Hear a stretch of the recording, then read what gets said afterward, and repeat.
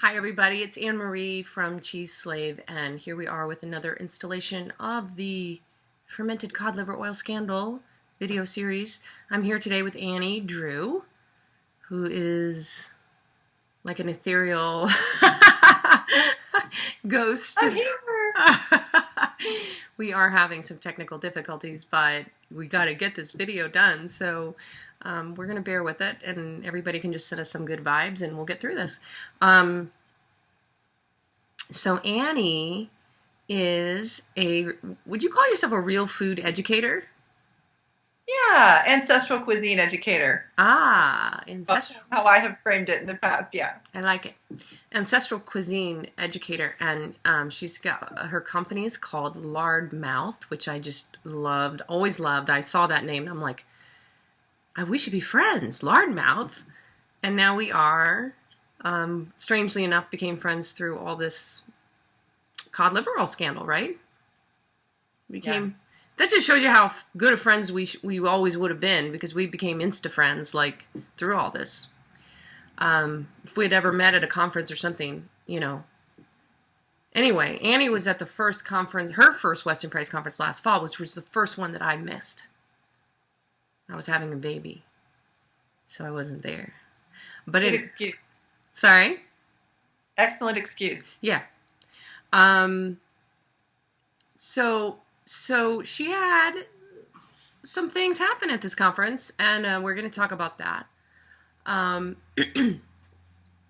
But before we get into it, we're going to hear a little, we're going to talk about how you found this whole movement of ancestral cuisine, how it changed your life, how you ended up finding the Weston Price Foundation, and then your journey over this last year, about what happened.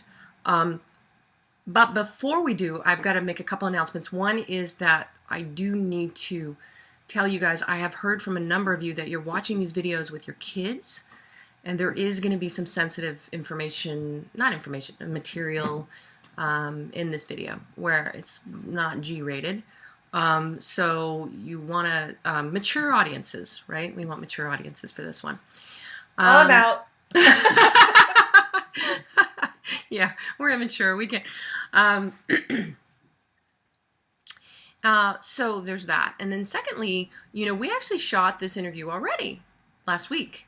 And it was hard to shoot. This is not an easy interview. And we had technical difficulties that time too, and I think it's this energetic, thing going on.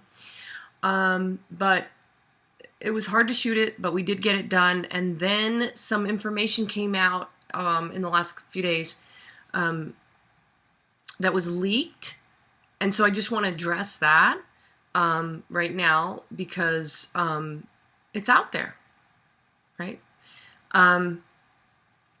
So let me jump into that. I'm going to spend a couple minutes talking about that, Annie, and then we'll get into your story, okay? So as many of you know, I used to run a company called Village Green Network, and I blogged on Cheese Slave almost 2 weeks ago, I think, about what happened to me over the past couple years. I had the worst experience of my entire life. It was the most painful experience of my entire life, hands down.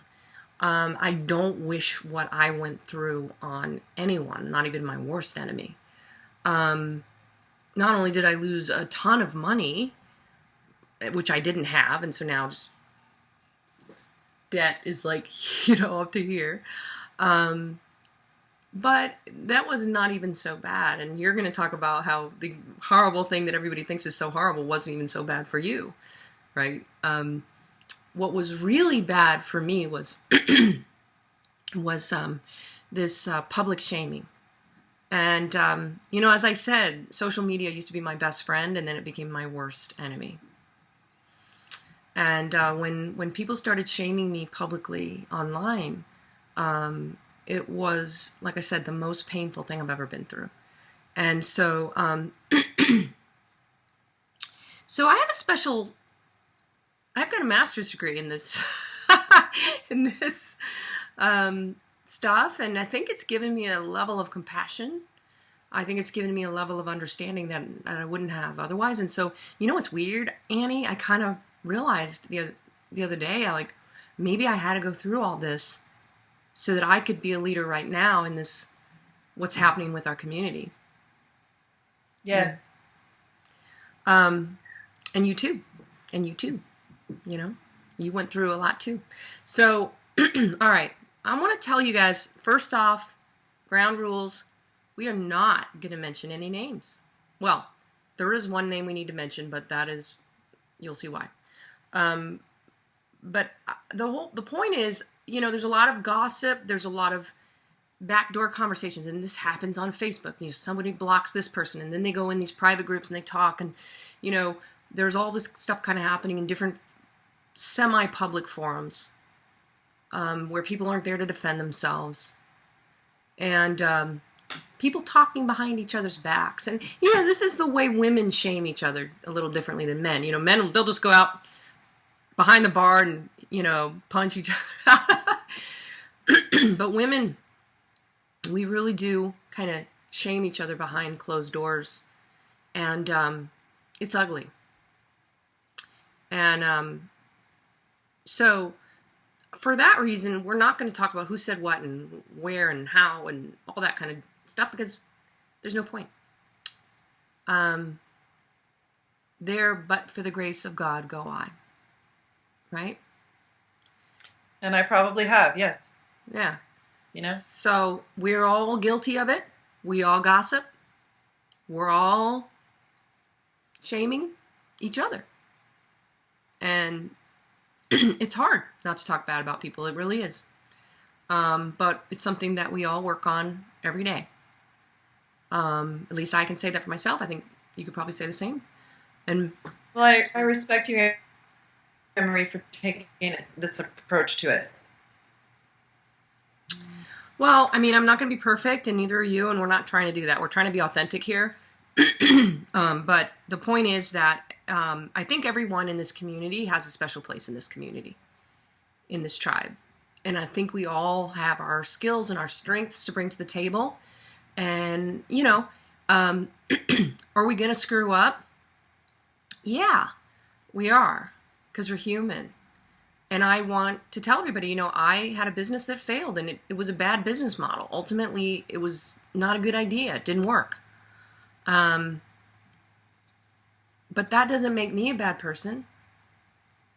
And, you know, I think there's some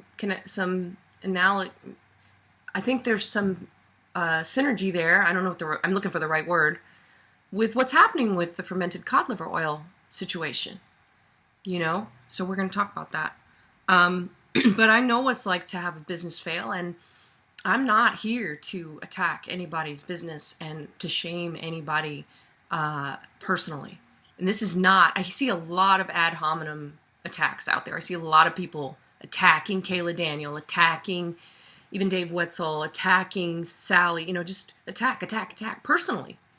And not only is that not productive, but it's really harmful to all of us, to everybody.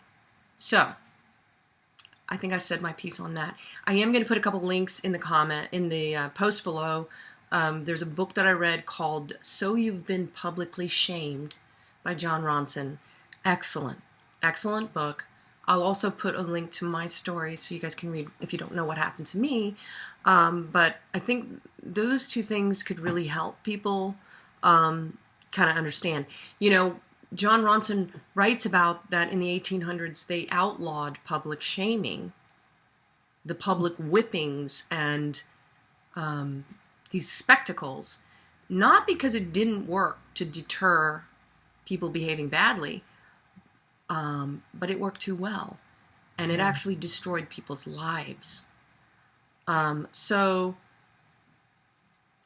I think it's a really good book he basically says that it's social media, Facebook, Twitter, all this stuff, that's bringing it back, that's bringing back this public shaming that we haven't seen since. Yeah, it's like the internet version of a pillory, right? The Scarlet Letter. Yeah, I mean, so, okay. that we got that out of the way. I just wanted to, create that context. So, do you want to talk about? Well, let's start here. There was some information shared about you, about me, about Kathy Raymond this week. That was very, very painful to read.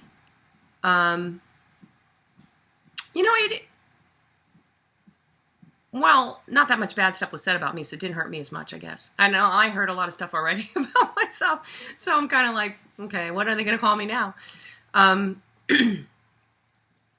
But again, we're not going to talk about where or when or who or how, but I want to hear from you. Do you want to start by telling your story of what happened at the conference? Do you want to start there? Like, how do you want to run this?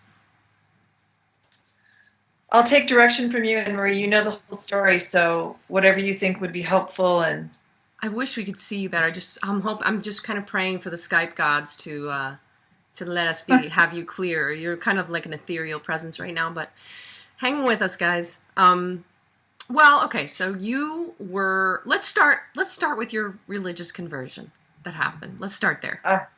Yeah. Well, and for that conversion, I have to thank Sally Fallon from the bottom of my heart. She had translated Dr. Price's work. I came across Dr. Price's work when I was a young mom, so 30 years ago. And I kind of looked at it like a book of curiosities or something. It was like really cool, but it was out of context. So it sort of went in one ear and out the other. And when I really needed it, the information, I came across Sally Fallon's book, and that made all the difference. That was the portal through to understanding the profound and seminal work of Dr. Weston A. Price. So I'm incredibly grateful to Sally for writing that book and for heading an organization that has such an incredible outreach. And yes, I did have a religious conversion. I was very ill. I applied the principles that I was able to harvest from that weighty tome, and I applied them to my life and to the lives of my family, and it changed everything. It changed absolutely everything. Pieces of the puzzle came together. I had been a seeker for basically all of my adult life in terms of health, wellness, nutrition. I was early in my journey. I ran across the work of Adele Davis. So I was always looking, always searching, and I went down some paths that were dead ends. But when I found Nourishing Traditions, it literally was like the clouds parted and the ray of sunlight came down, and I never have looked back. I mean, it put me on a brand new path. So you cured was it arthritis? I had developed, really debilitating arthritis that left me feeling like a 90-year-old woman in my early 40s.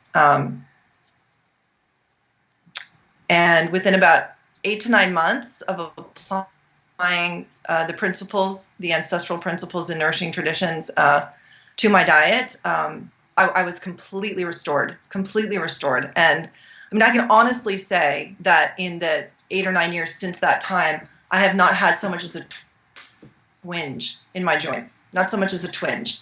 And I credit Dr. Price's revelation specifically about bone broth and utilizing bone matter and fat soluble vitamins and so yeah. And Sally too, because if she hadn't written Nourishing Traditions, how accessible would Nutrition and Physical Degeneration, which you did read, but how accessible would it have been for you if you just tried to find that book first, right?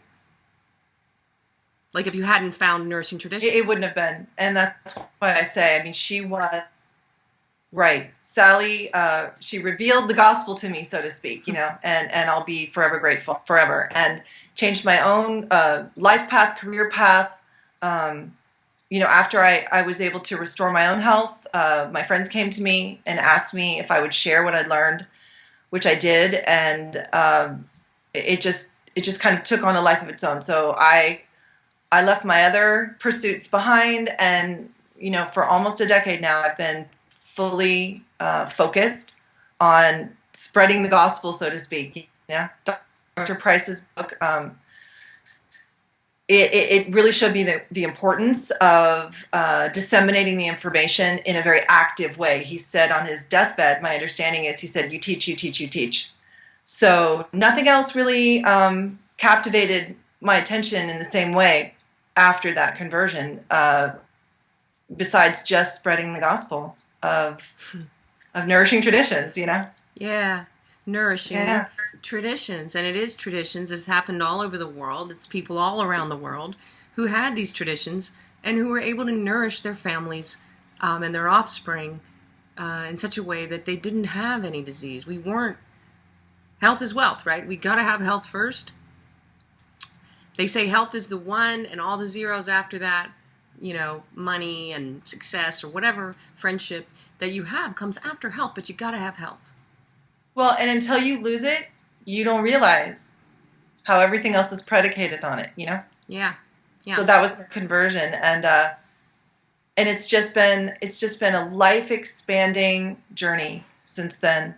Just opportunities to meet and interface and fellowship with other people on the same or parallel path, Right? like yourself. Right. It's amazing, and I'm so deeply and profoundly grateful and indebted to Sally, the organization, Dr. Price, the Price Pottinger Nutrition Foundation, Joan Grinzy, Ed Bennett, pivotal people in my life journey. Yeah. And I know that feeling because I was in my 20s and had been diagnosed with rheumatoid arthritis, and really I was like you, felt like I was in my 90s and I was 25 years old. And so I know that feeling of being all alone and feeling like I'm probably going to end up in a wheelchair, and I'm having to take painkillers every day, and it's just very lonely and very scary. So very lonely, yes. So to be able to completely reverse these problems and come out the other side with completely restored health, and to find other people that are into it too. Yeah. Now you also cured your son of tooth decay. Yeah, my 15-year-old son came home from the dentist right about the time I was wading pretty knee-deep into this material, and he said, "Mom, they want me to have a root canal." He handed me a referral to an endodontist, and he said, "Please, please, please don't make me do it. They're going to put me under. I'm terrified." I said, "Bud, you're in luck. I just finished this incredible story. Nutrition and physical degeneration really is a story." And I said, this dentist says that tooth decay is reversible, and there's a protocol, and if you will agree to follow it with me, I'll give you a reprieve from going for the root canal. So he agreed. We did the protocol. I sent him back to the dentist. I was going to send him back 6 months later, and then I kind of chickened out. I got nervous, and I said, "Let's give it another 6 months on the program." Well, and maybe you were maybe it was intuition. I sent him back. Maybe so. And I sent him back a year to the month back to the dentist. And he, by that time, was driving, and he walked in the door and he just was beaming. And he handed me his little sheet, and it said, "Come back in 6 months for a cleaning." He had a clean bill of health. And I mean, just to see him take it in, to be empowered at such a young age around his own health was a spiritual experience for me. And he became just a proselytizer. He went out into his circle of friends, teenagers, and he used to wear his little cap that we got from Mark McAfee, got real milk, and he put bumper stickers on his car. And every time his friends would have any kind of health issues, he'd be like, Mom, you got to talk to, Taylor, or you got to talk to this one or that one. And tell him the truth about real food, and it just changed his whole trajectory. Yeah. And I think it instilled in him this sort of sense that we're not victims. you know? It's just lack of information and understanding that keeps us chasing our tail. But, seekers find. And once you find, you can internalize that, and then, you're at the helm. Mm-hmm. So it was powerful life lesson. Mm-hmm. So, and when you told me that story before, what really clicked in my head, because what I keep hearing about this whole fermented cod liver oil scandal is people are like, how could this happen? How could we have this blind allegiance? How could we just believe that this stuff is good, and then it may not have turned out to not be good, and why? Why did we believe? And one of the things I think we've discovered in our conversations is that's part of it, when you have this kind of transference where, somebody's like a god in a way, like Sally's like a god to people. Oh, wow. I mean, I talk about a lady crush, like I had the opportunity to meet her in person at a conference probably about a year after I got the book and started in. I went to a conference in Ontario, and she spoke, did her kind of like her big many hour lecture. And I took a few notebooks with me and just, I literally filled them. I mean, there's so much information. And I remember getting a chance to shake her hand and stand next to her and have a photograph taken. And I felt like I was next to, Gandhi or something. Just that big of a character, in my eyes. And so I wanted to, in many ways, I wanted to give over all my trust and all my faith and belief, into it, like a symbol, like something easily identifiable, and that's the role she filled for me, and I think for a lot of us, and of course it was misguided because she's a human being, and this has been a really important lesson for me as an educator, because I found as I went out and began sharing this information and speaking in front of groups and teaching, that those people wanted to look at me the same way that I looked at Sally, And the thing is, I have feet of clay. We all do. And I make mistakes. And one of the mistakes I made is that I recommended a product that I really didn't know a whole lot about. And I took it on faith because the person that I was looking to for the answers, believed in this product and promoted this product, and I didn't do my due diligence. And I am so regretful that I took that approach. And I know that many of my students did the same thing. They looked at me and said, well, she's got so much right, she must be right about this too. And I was wrong. Why? Why do you say you're wrong? You're talking about the fermented cod liver oil. Absolutely, yeah. Okay, so I met Dave Wetzel at that same conference where I met Sally.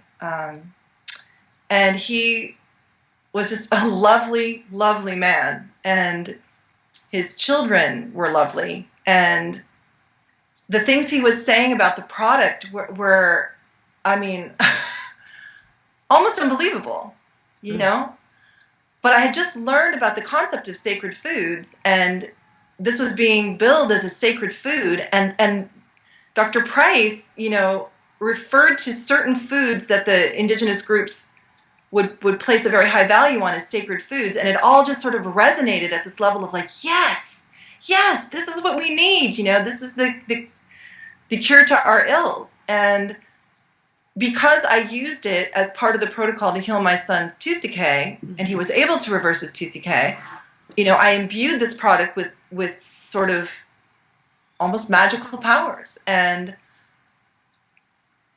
in hindsight, in retrospect, I can see that, a lot of it was smoke and mirrors, in the sense that we didn't really have, we didn't have the scientific support at that time for the product.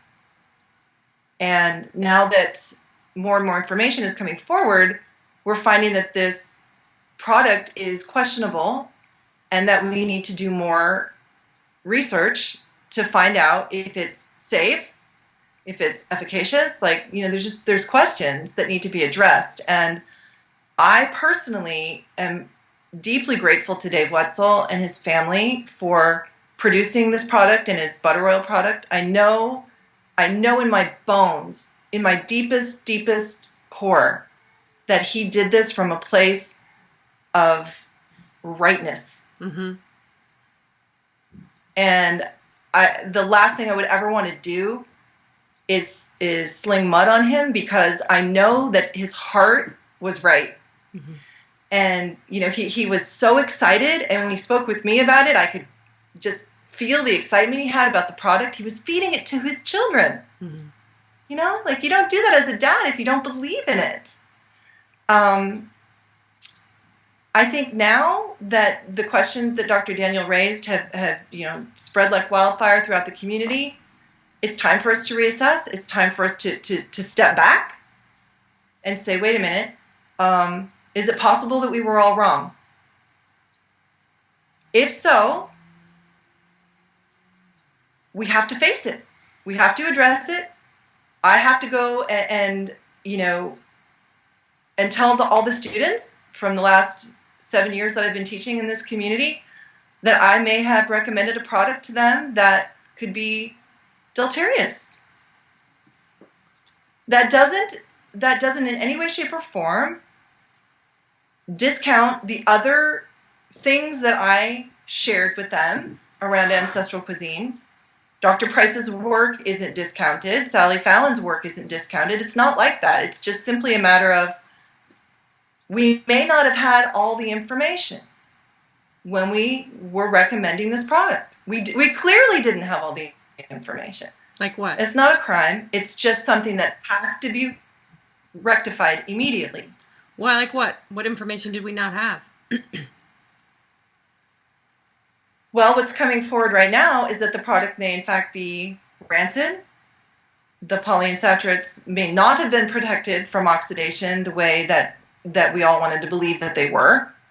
That in fact, rancid polyunsaturate oils can have a devastating impact on human health. Right?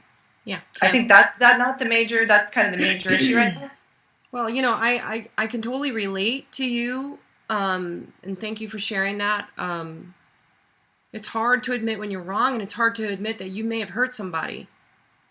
I reached out to somebody just yesterday, and it was very hard to do, but I felt the need to do it. And, she'd been reading my blog, and I was promoting this product for years, and giving it to my daughter when she was little, who ended up with 3 massive cavities. I ended up with, I think, pretty major bone loss, reading glasses, which I just thought it was aging, But now I'm questioning. Because if it was rancid, that would cause these deficiencies. That would cause the problems that we have. So my sense is that yes, in vulnerable individuals, that may very well be the result of taking a product that's got rancid polyunsaturates. I didn't have that experience. I took the product, my son used the product, and we were able to reverse long-standing conditions, degenerative conditions. But that's not the point. The point is, for vulnerable individuals, this could be the tipping point. Yeah, yeah, and that's what people are saying. Like, well, it didn't happen to me. I'm fine, and, Well, lots of people smoke cigarettes and don't get lung cancer. Mm-hmm. But guess what? My stepdad smoked cigarettes, and he did get lung cancer. All right? So what I'm saying is all of us have our Achilles heel in terms of our health. And for some people, it might be rancid oils. For other people, it might be cigarette smoke. For other people, it might be prolonged sitting at a desk all day. It's just, we're so individual that for the vulnerable population, this product could end up being profoundly deleterious. Yeah, so, I had to call somebody who, her little baby boy got cancer. Now, I don't know that this is what caused it. But I do know that rancid oil causes cancer. I do know that. And I do know it causes heart disease, and we've seen that with Dr. Ron. There's a lot of reports out there. So it's hard, really, really hard to think that I may have contributed. Can you imagine? You're a little baby getting cancer. I mean, it's just horrifying. Or somebody that you loved and you gave this and they, didn't do well as a result, had serious problems. Again, we don't know that this is causing those problems, right? We don't know. But it is. So a conservative approach would be, let's step back. Let's everybody just step back and investigate further. And maybe, just stop taking the product until more information comes to light. Right. Dr. Rudy's interview, I thought brilliant, because what it illustrated was that, yes, this product is in fact an ancestral product, right? Dr. Rudy said, this is exactly how they did it. He said, but we don't have to do it that way today. It was a compromise at the time. It was the best technology that they had available. And it may, in fact, have contributed to certain individuals in the community, dealing with vitamin deficiencies. It may have worked for certain individuals. Other individuals, more vulnerable to rancidity and oxidized oils, may have been, eliminated, so to speak. So in a way, it's almost like natural selection in that group, perhaps. Today, we don't have to make that compromise. In other words, he was saying, we can do this in another way that won't be risky in the way that traditional method was risky. Right. And they were willing to take that risk because they needed those nutrients so badly. It's almost like, I don't know, like you need the liver from a shark, a particular shark, if you're a Polynesian or something, and you're willing to swim out and do hand-to-hand combat with that shark to get that liver, because that's what's going to save you, and your people. But at the same time, you might die doing it. So if there's a better way, there's a better way. And I, for one, want to applaud Dave Wetzel for daring greatly. Mm. And if it didn't work and it ended up, being too high of a price to pay, that's okay. That's okay. Go back to the drawing board, right? He's a visionary guy. Yeah. He can come up with a better method. And a brave and a courageous guy to put himself out there and dare greatly and try something, and it didn't work, maybe. Maybe it didn't work, right? And if it didn't, that's okay. We learn. When we know better, we do better. And there is an opportunity here to make a better product. Mm-hmm. With less risk associated with it. Right. What would you say to Dave if you could talk to Dave right now? What would you say to him? Because, that's the thing. Like, my heart's been broken for the last months now, just feeling like, I don't know Dave that well. I don't know Sally that well, but I'm a human being, and I can only imagine how hard it would be. I would love to give Dave a big, warm hug and thank him personally. I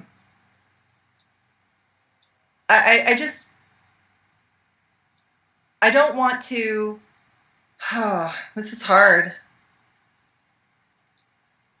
I think the only way that we learn is in a safe environment. And what you were talking about earlier, the shame part of this, that is antithetical to learning and growing and evolving. Mm. So what would feel really good is to make it safe for him to recognize that, that one might not have been the one.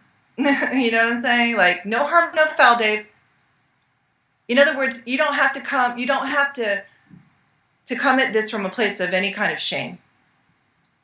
I can imagine, and I don't want to put words in his mouth. Would be incredibly presumptuous. But if it were me, I could imagine feeling like number one, maybe I just have to defend this product, to my last breath because now I'm so invested in it.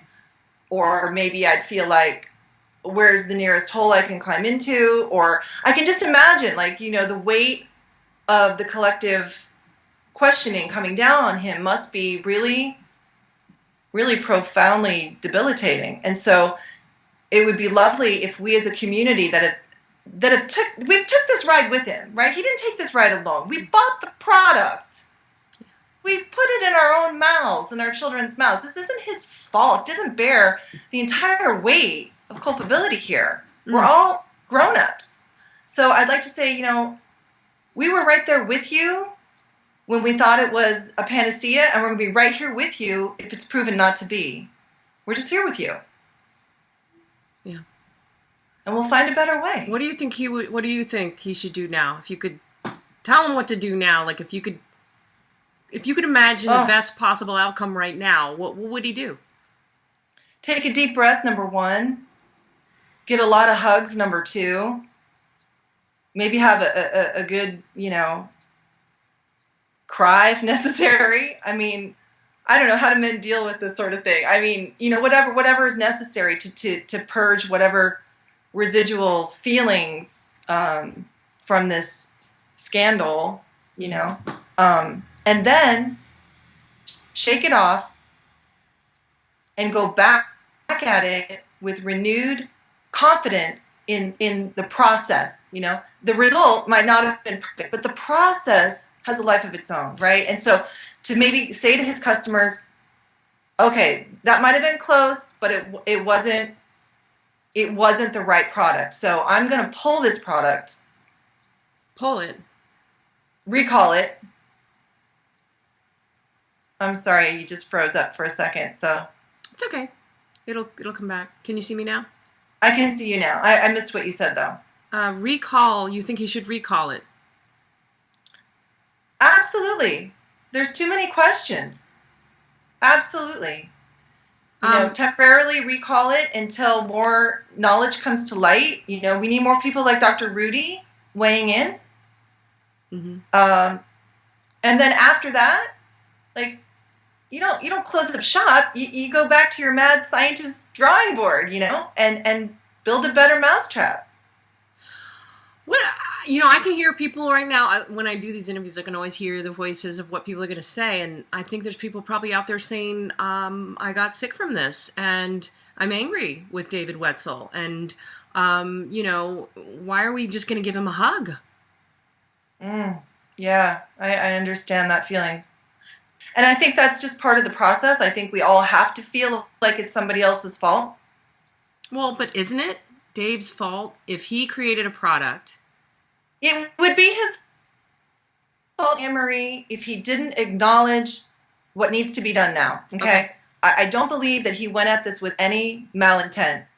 I really believe that he did this honestly. In other words, he fed this to his own children. Okay? Nobody's going to feel worse than Dave if it's proven to be problematic, right? So I think what needs to happen is a recognition that how we deal with what's happened in the past is to acknowledge that each and every one of us had agency. Okay? We bought a product. We consumed the product. If the manufacturer says, "Whoa, I made a mistake," then we say, "Oh, okay, we'll stop today taking the product and wait for the information to come in." But that's the thing that he hasn't done. That's the thing he hasn't done. And I feel like the safety that he would need to feel to do that is what we can offer him collectively as a group. Well, I mean, let's get into this, because I think that I know why he hasn't done it. And I think when you share more of your story of what happened to you at the conference, and we're going to get into that right now, we're going to understand better why. I think we have a dysfunctional system. We already know that. We have this shame-based organization with the Weston Price Foundation, and they're not unique in that. There's scandals all the time because there's a lot of organizations out there that have their secrets and their scandal and their, shame and all that. But we had a conversation this morning, and we talked about the fact that, in a way, Sally Fallon Morell's kind of been like an enabler where she's kind of, protecting him and protecting green pasture in a way that, I mean, Steve Tallent's talked about it. Like, there's like an unnecessary, like a extreme amount of protection going on. Where it's like, why aren't they? Like, for example, Kathy Raymond made this point, and I thought it was a really good point. She said, and since then, Liz Reitzig and a number of other people have agreed with this stance. Randy Hartnell of Vital Choice, a number of people have spoken out and said this, that if this was a raw milk farmer, I have a hard time believing that everybody'd be like, oh no, it's fine. People are getting sick from this milk, but it's fine. It's just anecdotal. Right? I mean, so what's going on here? Right. Whereas we're protecting him in a way that it feels to me kind of like an alcoholic and an enabler, a wife that's enabling her husband who's drunk every night. Can you comment on that? I totally hear what you're saying, and it's very curious. The way it's being handled at that level, at the WAPF level, is very curious.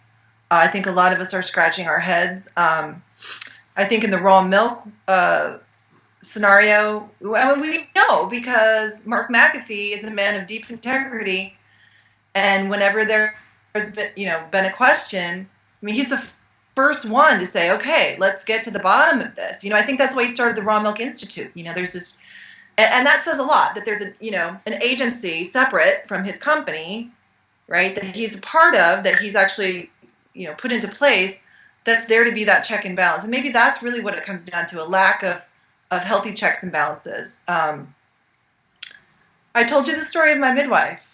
Yeah. I think that, I mean, do you want me to read? Yeah, tell the story about the midwife. Yeah. Okay, so here in our community, we had a midwife who was like Sally, brilliant, visionary. She had a gift for illuminating the path. She served me with 3 of my 4 sons, their birth, and because of the bright light that she was, she attracted devotees, like moths to a flame. Mm-hmm. And she had so much insight and so much intuitive wisdom that we wanted to believe that she knew it all. Mm-hmm. You know what I mean? We wanted to believe that she was infallible. Mm-hmm. And after a while, I apprenticed with her for a bit, and so I really got to see a little bit more of the inside of this. After a while, she began to believe what we all wanted to believe about her. Do you know what I mean? We wanted to believe it, and we wanted to believe it so badly that eventually she started to believe it. In other words, that she had the answer to every question, the answer to every problem. And what that did is it ended up setting her up for a big, big fall. And in fact, she was indicted and sentenced to prison time. For what? For what? For what? What did she go to jail for? I can't remember exactly what the charges were. I know practicing medicine without a license. There was a death of a baby that weighed really heavily. The DA went after her, really, really, both guns blazing. First thing that happened was she lost her nursing license. And then she lost the support of the lay midwifery community. And many of us in the closer circle, tried to impress upon her that you're out of control. She was stepping outside of reasonable protocol. She was doing births that were not, really not safe to do at home. But she thought she knew better. Interesting. And the district attorney came in and said, nope, sorry. And when she was sentenced, the judge said that it was her hubris, ultimately, that was swaying his decision. And you know what? She, to this day, says that was the best thing that ever could have happened to her, because she needed to be stopped. She needed somebody to say, wow, you know what? you're buying your own press here, you know, and it's not real. You're not omniscient. You're not infallible. You're a human being. You've made some big mistakes, and now you need to make restitution. And it's sad when the government has to come in, you know, and be that strong arm. But sometimes when we have these really, really brilliant people that are just people, the collective desire to almost worship their knowledge and their insight and their is so great that we can end up becoming their downfall. And that's one of the reasons I stepped away from the work that I was doing. You know, I started to realize that, oh, I'm not all that they think I am. I don't know everything they think I know. And, you know, your ego wants to step up and say, oh, but I have to keep pretending like I do and like I am, you know. And at the end of the day, it can be really frightening when you realize how close you come to just being a bullshit artist. Because I don't know it all. Clearly I didn't, because I recommended a product that hadn't been properly vetted. Right. So I feel like, you know, maybe what's going on right now is that, oh man, we're in so deep. We got people thinking that we're, you know, the second coming here. without naming names. I mean, I think that there may be an enormous amount of internal pressure to save face and to maintain the party line. So let's talk about that, because this goes into your experience at the conference. You were not working for the conference. You were not involved to that level. You were not a chapter leader, I don't think, even of the Weston Price Foundation. Yeah. But you went to the conference. You were asked, in fact, had many people write letters to request that you would speak at the national conference last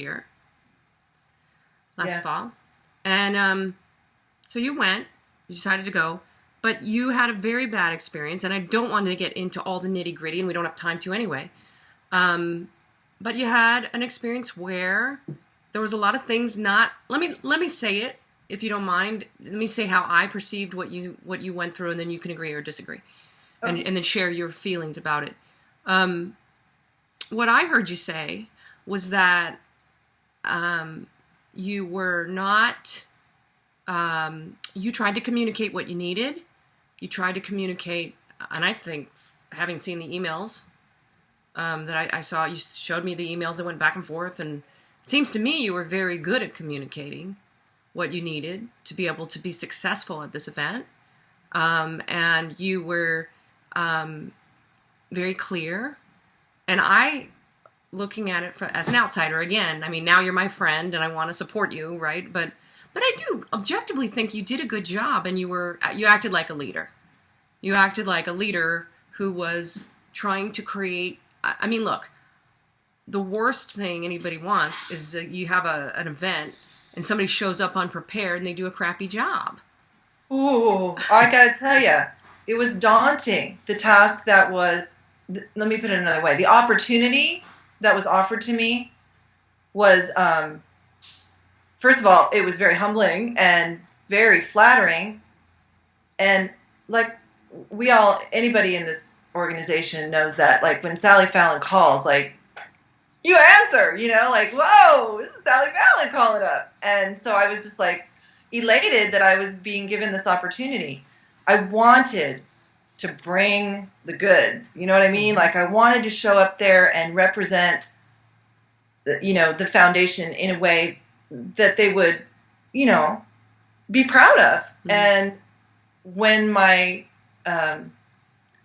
objective was laid out for me, I was scared because it was big. It was bigger than I thought I could pull off. Well, she wanted you to do.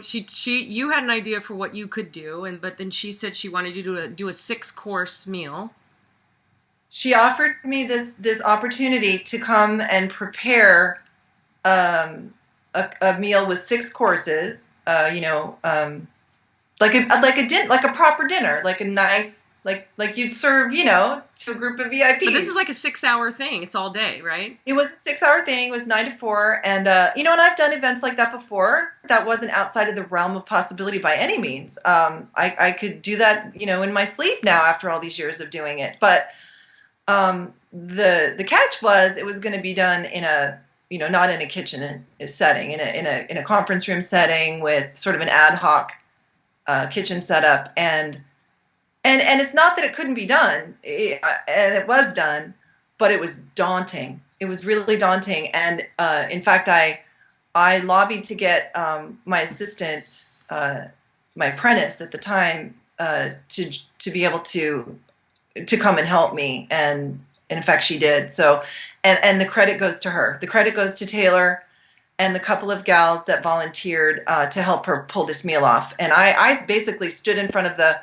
podium where this meal was being prepared and gave my talk, and talked about, the 6 principles of ancestral cuisine. And it was like a principle per hour. So yeah, we went through 6 principles in 6 hours. And so, but what happened was, just in the interest of time, you weren't given the things that you needed, that you were promised. You didn't have, just for example. Well, I went to a lot of effort on the front end because I was so nervous, and because I wanted to do a really good job of communicating with my liaison exactly what I felt like I would need in that setting to make it work, and was reassured multiple times. Although I had my doubts that that the communication was happening, so I actually contacted Sally directly twice, as you know.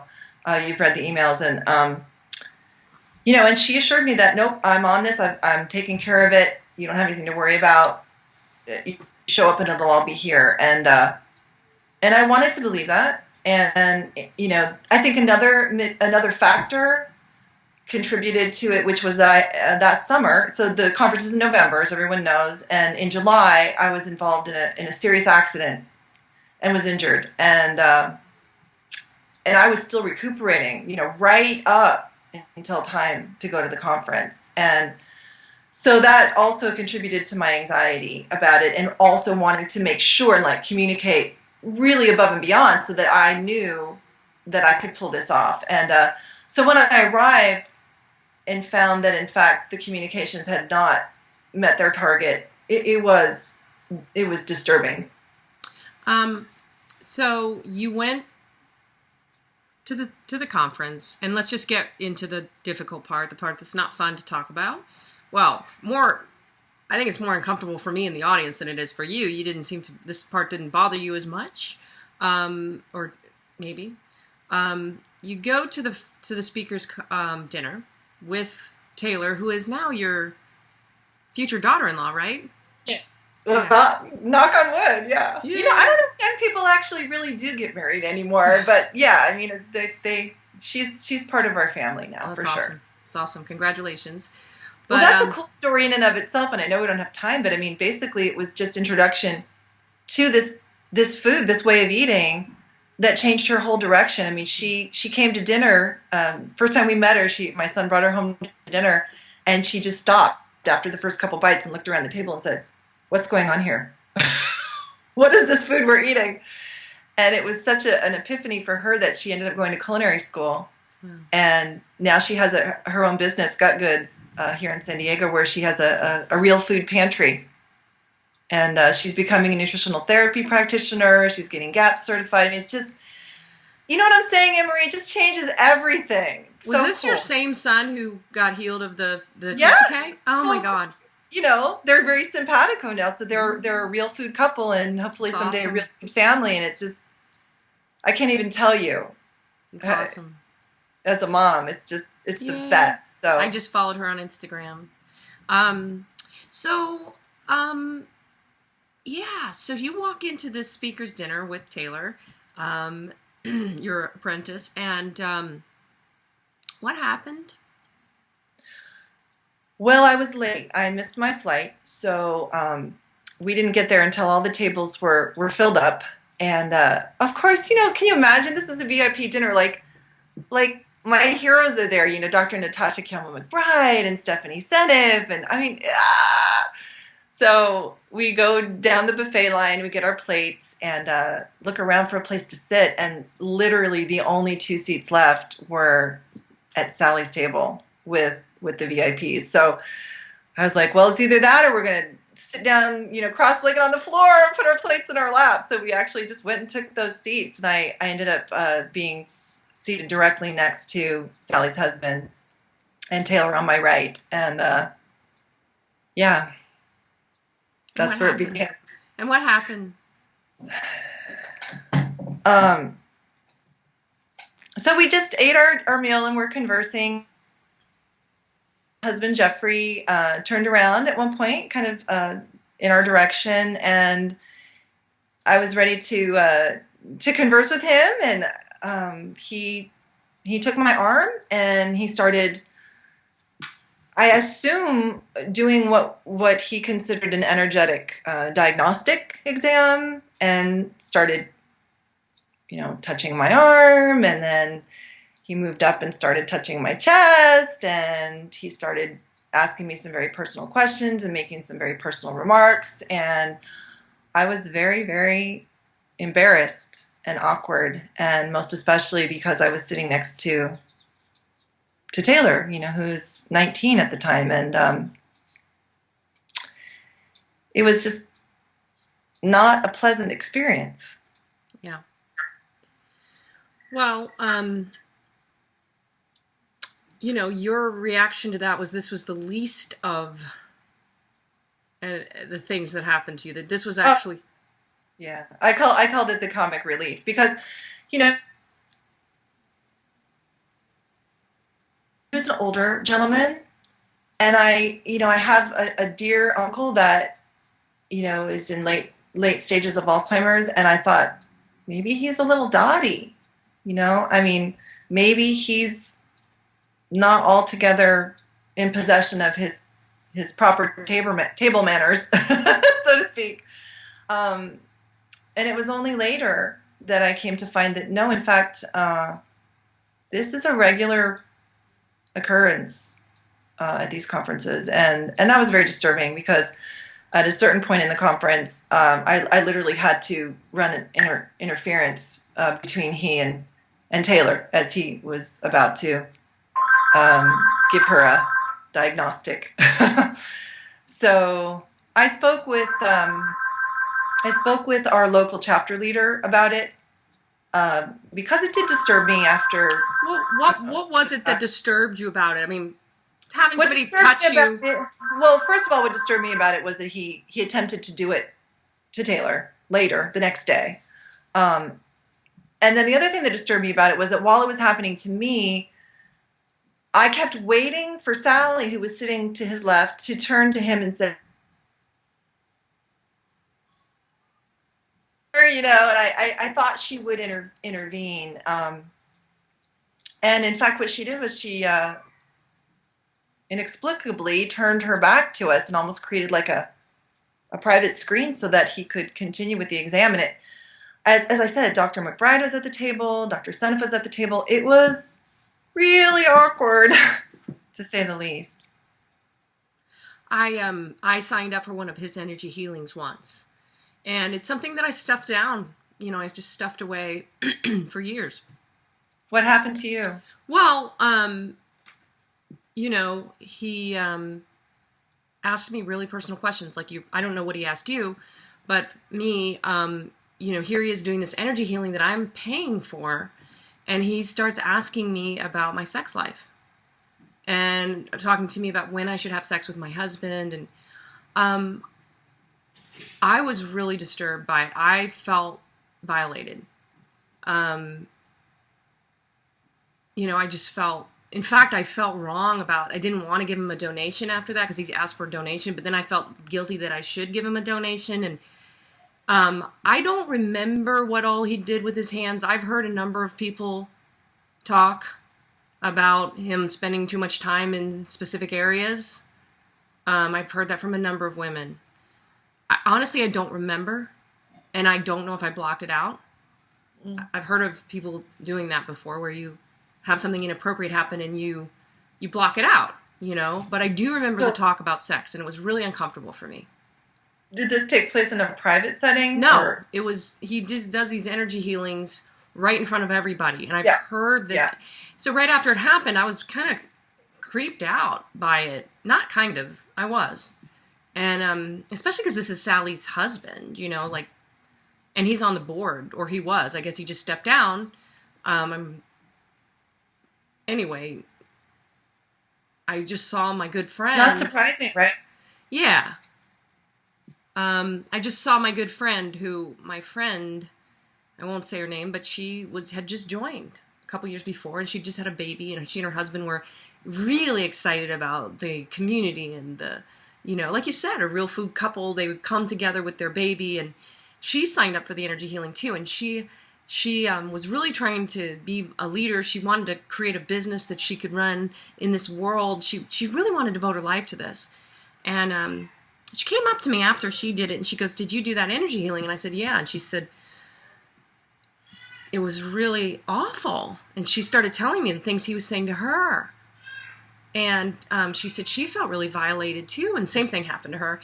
And what happened, Annie, was she just quit after that. Like she stopped coming to meetings, and I haven't seen her. We were really close, and That's unfortunate. I didn't ever put it together that it was related to that in any way. But now I think maybe, yeah, I think maybe it was. Maybe it was. Well, I don't know. I I'd have to ask her. For me, I'm a 52-year-old woman, and I've raised 4 young men to adulthood. That wasn't going to daunt me, to the point of withdrawing from the organization. But if it had happened, if I had come upon Taylor being, molested in this way, we'd be having a very different conversation. Yeah. It's inappropriate. It's just. Well, it's like, especially if it were my daughter and she was old enough, 18, 19, even 16, whatever, and I brought her to this, oh, hell no. If you tried anything with her and talked to her that way, it's wrong, and it's oftentimes women like us, we're like, well, whatever. We've been through, down, like you said, we've been to that circus, but when you think about your not my first time at the rodeo. So, anyway, I thought it was really important to share this because this is something that, as I've been going through this process of trying to get to the bottom of what happened here, it's something I keep hearing over and over and over and over again. And wow, that's really curious. That it's tolerated for so long. I do know that there have been people who tried to confront it in the past, and these people didn't want to come forward, but they did try to confront the behavior, and they were booted out of the organization. It's happened to a number of people over the years. So there's clearly a lack of any kind of checks and balances going on, any kind of accountability. That's what I want to get to, because again, going back to the Dave Wetzel and the green pasture thing, and again, when I interviewed Kayla Daniel, I said to her, what's really shocking to me is you're the vice president, you're second in charge of this organization, and you have no voice. I don't blame Sally Fallon Morell. I really don't. Do I think she's accountable? Oh, yes, I do. Oh, yes, I do. Do I blame her personally? No. And that's the distinction we have to make. When my business... Well, let me finish. Let me say one more thing. When my business crashed, it would have been really easy, and for a long time I did blame a lot of people. I was really angry, and I was really hurt that people betrayed me, that people hurt me the way they did. But then I got to a point where I tried to put myself in their shoes, and I tried to understand what it must have been like for them. And then I also looked at it, well, this wasn't a good business model. It was flawed. It didn't work. And I could go into it, but I'm not going to go into it. But there's reasons why. It was a beautiful failure, right? it just didn't work. It was not a good business model that could support people in the way that they needed to be supported. And it's am I going to go back and do something else? Yeah. And is it going to be better? Yeah, because I learned a lot about what didn't work. Yeah. But the way that I had to learn was for people to tell me. And sometimes the way people need to tell you is not fun to hear. Now, what I see with the Weston Price, and I want to hear your opinion on this, but what I see with the Weston Price Foundation is that people aren't able to share these kinds of conflicts, whether it's this thing that happened with Jeffrey, which happened with a number of people, a lot of people, or this thing that's happening. It seems to me like the consumer complaints that are happening with Green Pasture are not getting to David Wetzel. Or if they are, he's not responding. And then I see Sally with that screen. The screen you talked about. Do you see that? Yeah. You're talking about Sally a minute ago, and this is as much an oppression of her as anyone, because heavy is the head that bears the crown, And let's face it, we've put the crown there. We all did collectively. We're all responsible. And who needs that? Who wants that? Who wants to bear that kind of responsibility? It's not bearable for one person. This is why the new foundation is so exciting to me, the way it's, being proposed to be set up, where everybody that comes to the conference is going to vote the board in, and then every year there's going to be new people and fresh ideas, and it's a distribution of power and responsibility, which is a healthy, to me, my way of thinking, it's a very healthy paradigm. And so I have compassion for Sally's position, because we've raised her up, and the higher you are, the harder you fall, and the very same people who raise you up are the very people who want to be there to tear you down, and so I feel like true. Yeah. I feel like that's the last thing that's going to be productive. What's going to be productive is saying, hey, this model didn't work. It was a beautiful failure. And man, was there some amazing stuff that came out of it, that I, like I said, to my dying day, I'm going to be grateful for this foundation and for the head of this foundation. And now maybe it's time, maybe this has taught us that it's time for a new model. And by God, we better learn, and we better come to this with humility, and we better come to this with graciousness, and but there for the grace of God go we on our new path. And 10, 20, 30 years down the line, somebody may look back and go, oh man, the way they set up that, foundation, I surely know what they were all about. But,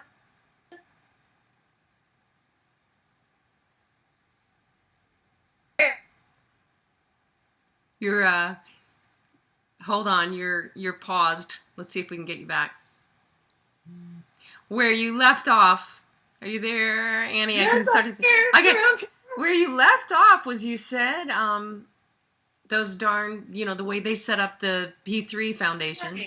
And I said it, and the thing is that that's just the hazard of daring greatly. Is that because you have these beautiful failures along the way. Not that they were without merit. Incredible merit came out of this, this organization. And oh my goodness, we're all so beholden.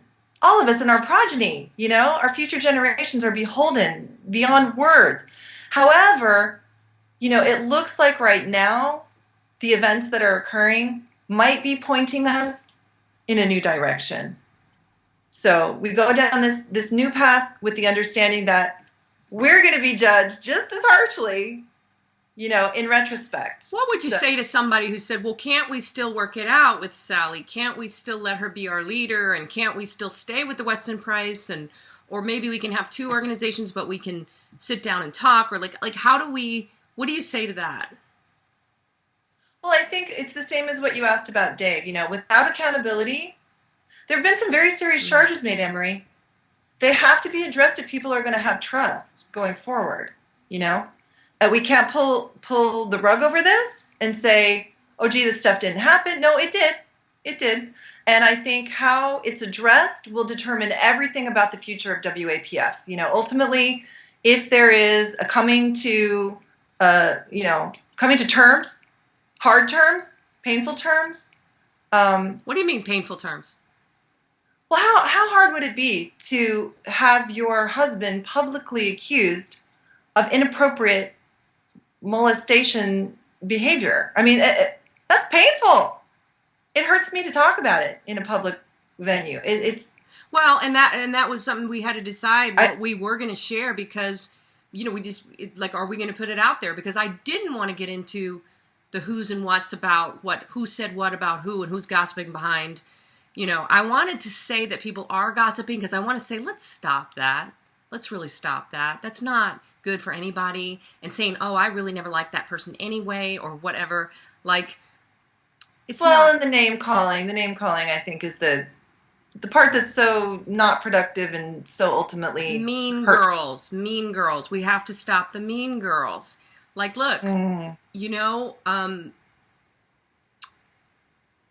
everybody's got a plate. Everybody's got a place at the table. Everybody's got a role to play. And there's so many people in this organization, like I said before, who are so smart and so talented and so genius, and we can't do it without you. We need everybody to help us build this, right. And grow this movement.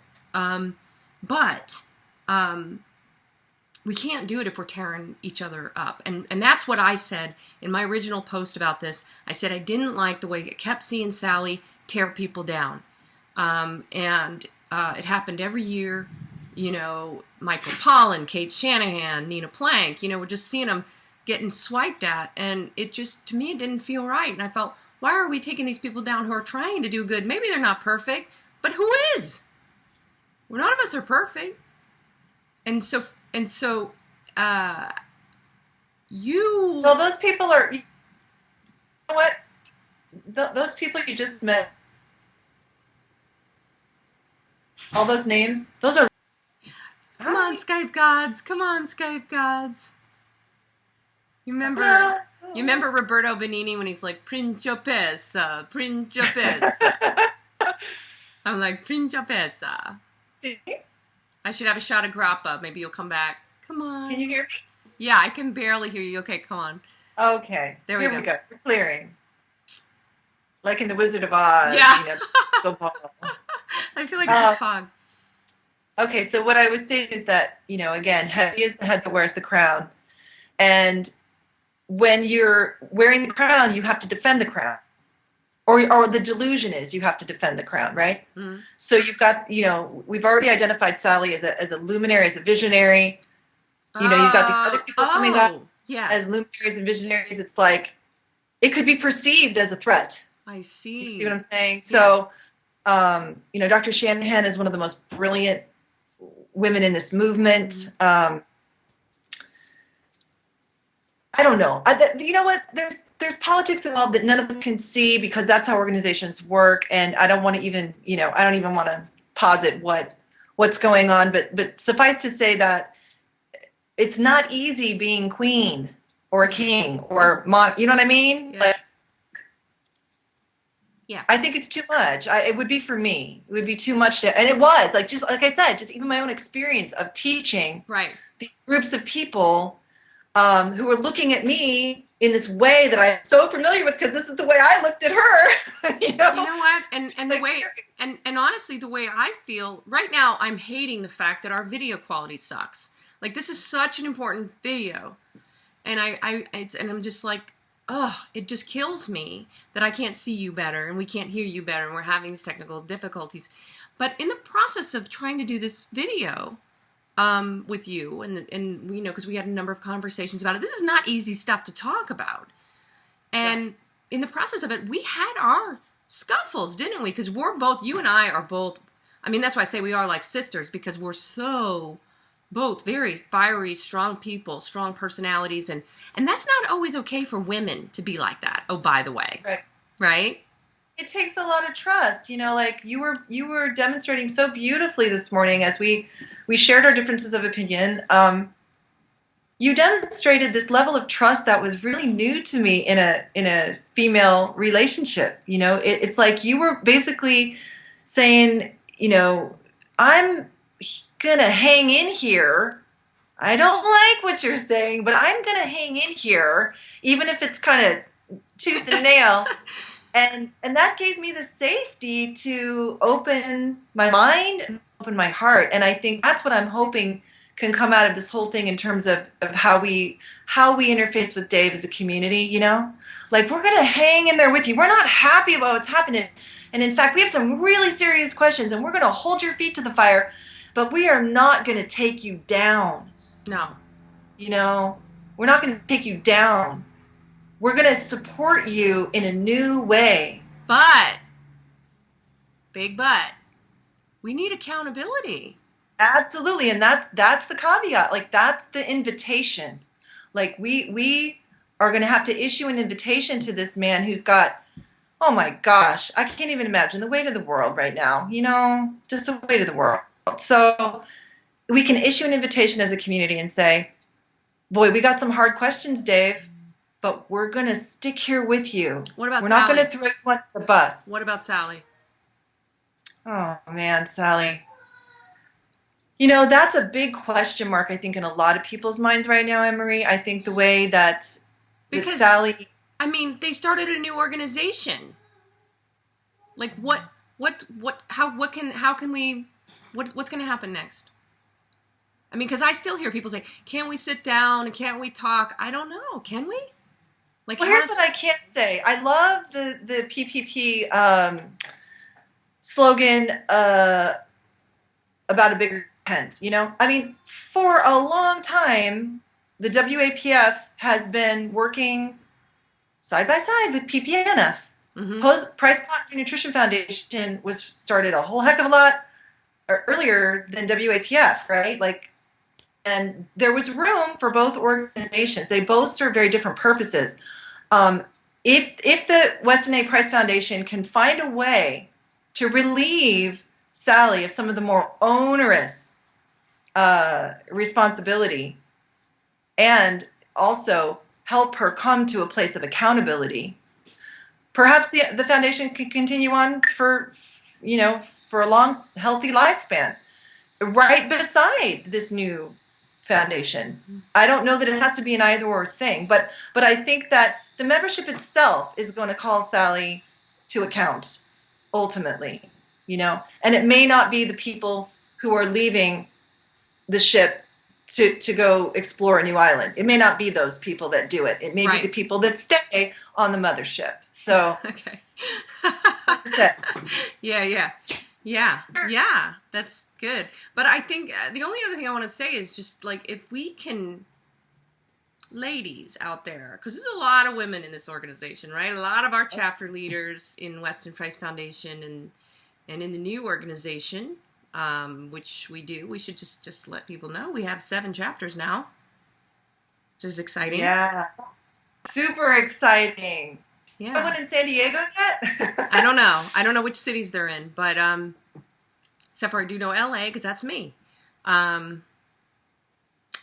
You know, we a lot of women and a lot of women leaders in this, and we're the tiger mamas. You know, the mamas that are out there fighting for our cubs and trying to create a new world here. And you know, I think that.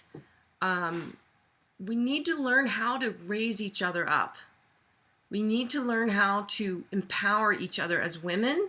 Now, men too. We have men in our group too, and we want to honor them too. But I really think like what I see with this mean girl thing is and this public shaming. This is what's got to stop, and we've all got to be accountable. So as much as Dave Wetzel needs to be accountable, and Sally Fallon Morrell needs to be accountable, and the new leaders of the new organization need to be accountable, each and every one of us needs to be accountable. And to say, I'm not going to talk smack. And you know what, guys? We're not going to be perfect. We are going to mess up. I'm going to say bad things about people. But let's hold each other accountable. Like Annie, if I slip up and say, oh, that person, like, you know, call me on it and say, that wasn't comfortable for me. The safety to do that, I think, Anne-Marie, comes from understanding an abundance paradigm. A scarcity mentality is at the root of all of the things that you're describing right now. There's just not enough to go around. There's not enough room for me to shine my light. There's not enough love for me if somebody else gets the love, or and this is what causes what you're talking about, is just this fear that we don't all fit, but we do. In fact, you make me shine brighter. You know what I'm saying? Like, just yes. Yes, and you do the same for me. And the trust is so transformative. And when there's 5 of us, or 10 of us, or 100 of us, or 1,000 of us, it's much, much brighter. And exactly. it's I call it the reptile brain, like the Croods, that movie The Croods, where they're like, we can't go out in the light, we have to stay in a cave because, we could get hurt. And it's that mentality of we're competing and there's limited resources. Right? It's the Western paradigm, and in fact, I think it's probably at the root of most of what ails us, as a nation, or just the whole Western world, is this concept that is very, very much driven by Madison Avenue. There's not enough to go around, so you better get yours, and that creates this spirit of competition that's unhealthy. Not the healthy competition where you're competing against your own personal best, but the competition where, like, there's just not enough, and it really does kick that reptilian brain into high gear within an organization like this. So, I my prayer for the new organization is that everybody can come into it with the sense of safety that comes out of feeling like there's more than enough to go around. Yeah, and here's another thing that I want to add to it. It's safe, but it's also risky, and it's okay to risk, and it's okay to dare greatly. Right? Yeah. It's okay to dare greatly when there's that safety net, which we've been talking about this whole time. The safety net of, I'm going to trust that your intentions were good, regardless. I believe Sally's intentions were good. I believe Dave's intentions were good. And if we have that belief as a community, then everybody's safe to dare greatly, And if we fall, and we're going to fall, Brene Brown says, it's not like if, it's like when, right? So we're going to fall, we're going to fail, and we're going to pick each other up, dust each other off. Sometimes we're going to, there's this meme I saw on the internet. It was like a Hell's Angels or, motorbike kind of group, and they said their motto was, loyalty means, even if you're wrong, I got your back. But if you're wrong, you and I are going to have some words. You know what I mean? Like, kind of like that. Like, we got each other's back, but that does not mean anybody's getting away with anything. I love that. And it's also, I want to say this, it's not the people. It's the behavior. It's the actions. We might screw up. We might do the wrong thing. Somebody might cheat on somebody else in a relationship. Somebody might lie or say bad things or make a product that doesn't work the way it's supposed to, or have a business that fails. All these things we might screw up, but it's not. And sometimes that means we have to walk away. Sometimes it's irreconcilable difference. There's going to be some people that are going to have to walk away from the mothership, and that's okay. That's okay, because believe me, this is a big world. And this word, this Dr. Price's, revelation has to be spread far and wide. And the harvest is great and the workers are few. And so let's get busy. Wow, that's so good, Annie. That's so good, and that's so healing, because a lot of people are talking about this being like a divorce, and it doesn't have to be. Really, it doesn't have to be. I just want to say to everybody out there, because there's a lot of people that don't like me anymore, I'm sure. That have issues with me still, that haven't forgiven me or themselves. But I just want to say it to everybody out there who maybe you've got some issues with me. It's good. It's all good. Like, I forgive you. I forgive myself. And I hope that you can get to that place and we can put water under the bridge. Let's move on into the future and let's get back to work, people. We got a lot of work to do. A lot of do. Now, I plan on doing my work from our new sailboat. Yeah, you want to talk about that? You want to talk about that before we wrap up and tell people what you're doing? Because it's exciting. This is the redemptive part for me, is that in August, I stepped away from my work as an ancestral cuisine educator, and I spent some dark days, before you say the good part, trying to process. You got to tell, I'm sorry to interrupt, I don't mean to talk over you, but you got to tell people why you stepped away. No, let's at least share that before we wrap up. Yeah, well, in some ways, I could not deal with my own disillusionment. I had some growing up to do. I really did. I felt like, oh no, now I wanted to throw the baby out with the bathwater. And also I came to a very scary place of recognizing that I was very close to manifesting the very thing that I was doing myself. I was projecting this infallibility, this omnipotence, or onto somebody else in the person of the president of Weston A. Price Foundation. I was very close to allowing that to happen in my own little teeny tiny sphere, and man, that was a wake-up call for me, big time. And and I knew that if I could just step away, nature abhors a vacuum. I've got something to share. It may not be in that particular way. It may not be in that particular venue. And then a dream that my husband and I have had for as long as we've been married is coming to fruition, which is my husband's been spending the last 6 weeks renovating this old sailboat, and we're about to start offering farm to harbor dinners, real food dinners on the bay here in San Diego. So, I mean, I can't even tell you how excited we are. And so I will continue in this work, but it's just going to be in a slightly different capacity. And what you said is so nice, and it's so exciting. I can't wait. I'll be one of your first customers. Please come.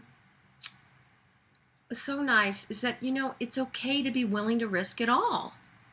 It's okay to toss it away, because something better might be waiting right around the other side of the thing, right? It's the only way to live. Yeah, that's what 52 years on the planet has brought to my undeniable attention, which is it's the only way to live. You got to be willing to give it all, to lose it all, because you're going to get it all back, and more. Yeah. So, all right, Annie. Well, the only other thing I want to share is that it's not easy. This wasn't easy. This interview wasn't easy. This whole thing we're going through as a community isn't easy. But one thing I want to say, especially to the women out there, conflict is not bad. Anger is not bad. When you get that feeling of, oh, that person really pisses me off, or, oh, that person really hurt my feelings, it's not bad. It's like you got to get to the other side of that. Kathy Raymond really helped us. She's got... Wow. Did she? And a shout out to Kathy Raymond. Man, this woman is brilliant, right? She's got an insight into communication. You know what? What she taught us was just to hang in there. She said she learned... What was the thing that she taught us? She said that the shaking that we were going through actually was what created the champagne bubbles. That euphoric feeling we felt when we got to the end of our discussion. I mean, I was high the entire day. Yeah. Me too. Dead on about that. It was just like And we were ready not to do the interview. Like, we were like, we can't do this. I was ready to walk away. You were ready to walk away. I put my finger on the receipt. I was ready to hang up the phone. But you know what? And we had to get Kathy on the call to help us, because this was not easy to do. This was not easy to figure out how are we going to talk about this stuff. And the easy thing would be to walk away. And the easy thing is just to toss the baby out with the bathwater. The easy thing is to say, forget it. I don't need another organization. I don't need this stuff. Like, forget about traditional foods. Just throw it away. Forget about my business. I'm not going to put myself back out there again. Right. I'm not going to risk more people hating my guts. Like, And that's a natural part of the process. It's the problem comes in when we get stuck there, and we say this is the end of the line, and well, what rather than realizing that there's more. and There's more. one thing that I really learned from all this is when I ask for help, it's amazing how many people are actually there. When I finally posted about my business failure and said, gosh, I was all alone. Everybody's like, we were here. You didn't tell us, and I think that the trick in all of this is to have dialogue, to communicate, to make it okay for people to have their voices, to make it okay for people to speak, and to let people shine, even though we can say, hey, I don't always agree with you, Annie. Like, you're a pretty strong, fiery woman that I don't always agree, but then you take it to another level that I would have never gotten to, And it's like, oh my God, that was so great, and I never could have done that without you, and we could have never gotten to that point without Kathy facilitating us. Yeah. And then that's what helps you see that the more we have at the table, and even though we don't always agree, and even though things are hard, and there is conflict, and there's mistakes, and there's messy screw-ups, if we can hang in, we're going to get there. And the one thing that doesn't belong in the dialogue, the one thing that has to be X'd out of the dialogue is shame. That's the thing. That's slinging the mud on the shining light, and we don't need it. We don't need that. We don't need no stinking shame. We don't need no stinking badges. Well, no, we also, and the thing is, we're always going to have shame, right? We're always going to feel shame. We're always flinging it on each other. But instead of flinging it on someone, own it. Like, that's what happened this morning when we were talking, you said something and I went, wow, my feelings are really hurt. When you said that, it hurt my feelings, and it reminded me of my childhood, and nobody would listen to me. And then you were like, oh, I'm sorry, I didn't mean. And then suddenly, when you bring shame into the light, it can't live in the light. So instead of me getting angry with you or attacking you or whatever, or being mean girl, you were vulnerable. You were vulnerable, and kudos to you. That is transformative. And you're teaching when I really saw that today. Like, when you were vulnerable with me, I realized it was safe to be vulnerable. And that's how we were able to work through our conflict. Yes. So thank you. Well, thank you. That's what gave you the vulnerability, the ability to be vulnerable, and then it brought everybody to this level where we could go, oh, right, this is what we need to do. This is how we're going to do this. And so, these videos have allowed Dr. Ron, Kathy Raymond, Kayla, all these people have been able to be vulnerable with us. And now it's letting us have these conversations on social media. So those of you out there, I just want to say one more thing, and that is, when you're having these conversations on social media, these are all real people. We're all real people. We're all struggling. We all have shame, right?